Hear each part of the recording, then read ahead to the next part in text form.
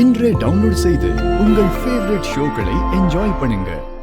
சிவபாலன் இருக்கான்ல, அவனை பத்தி பேசாத ராஸ்கல். ஒரு கல்யாணத்தையே கெடுத்து நிப்பாட்டியிருக்கான். அவன் மேல நீ கேஸ் கொடுக்கறியா? உள்ள தூக்கி போடவா? சச்சா, அது இல்ல மேடம். அவன் கிட்ட ஏண்டா தாலி கட்டினு கேட்டதுக்கு அவன் ஒரு விஷயம் சொன்னான். என்ன சொன்னா? என்ன விஷயம்? அது அத நம்புறதான்னு எனக்கு தெரியல மேடம். உங்க சன் கௌதம் மேல ஏதோ தப்பான கேஸ் இருக்கிறதா சொன்னா. அதனாலதான் அவன் எனக்கு தாலி கட்டினதாவும் சொன்னான்.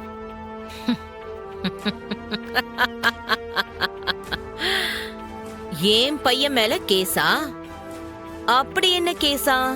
அதான் மேடம், என்னாலேயே நம்ப முடியல. ஆ, ஏதோ செக்ஷுவல் அபியூஸ் கேஸ்னு சொன்னா. மைனர் பொண்ணுங்களை ரேப் பண்ண கேஸா?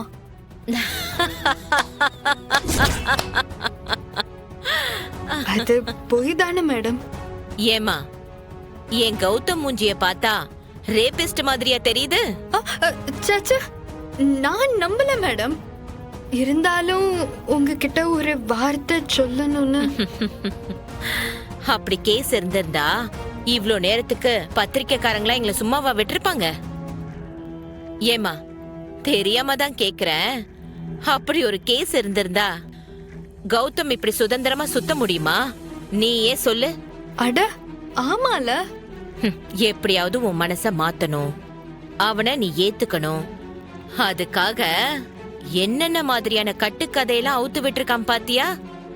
ராஸ்கல், வாய் கூசாம என்கிட்டே சொல்லுதா மேடம்? இன்னும் என்னெல்லாம் போய் அவன் அவுத்து விட போறான்னு தெரியலையே. நான் நம்ப மாட்டேன் மேடம். அந்த பொறுக்கி என்ன சொன்னாலும் நான் நம்ப மாட்டேன் மேடம். சரி சரி, உன் அத்தக்காரி தட்டு மாத்திரப்பவே கோவில்ல வச்சு சபதம் போட்டாங்க. அத சாதிச்சு காட்டிட்டாங்களே. இனிமே யாரால என்ன செய்ய முடியும்? இப்ப கௌதம் மேல பழி வேற போடுறாங்க.